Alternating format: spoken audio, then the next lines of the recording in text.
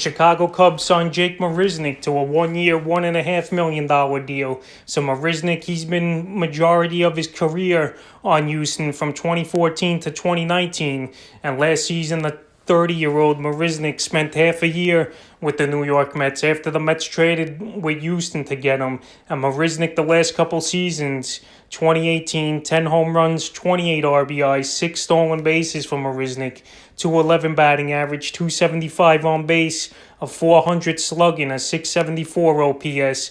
2019, 120 games played, 10 home runs, 34 RBIs, a 233 batting average, 289 on base percentage, 411 slugging, and a 700 OPS. And last season with the New York Mets, only 16 games, 34 plate appearances, 2 home runs, 5 RBIs. He had a 333 batting average, but obviously a small sample.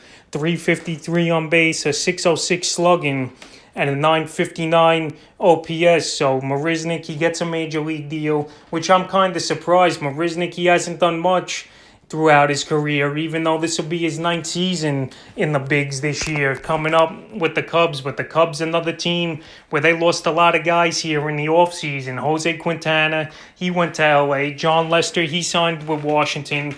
Kyle Schwarber, he went to Washington as well. And they also traded Yu Darvish to the Padres. And a Chris Bryant trade could be looming as well to the New York Mets for the Cubs. So the Cubs, they're in rebuild mode. They got financial difficulties like many other teams. I know they signed Jock Peterson, but that was a cheap deal. And now you get Marisnick. And Marisnick, we know the scandal that happened in Houston. Some of his stats were inflated because of the drum beats. And he was a guy that definitely played well with the drum beats, even though his stats still weren't great. He's more of a defensive type of player who's going to be your 4th or 5th outfielder, could play a great center field. He could really go get it, and he's a good depth move here for the Chicago Cubs at $1.5 million. And this is what the Cubs are looking for, cheap options to sign like we've seen them do throughout the offseason. They really haven't made a big acquisition except signing Jock Peterson to a $7 or $8 million deal. As far as fantasy baseball, I can't really see Marisnick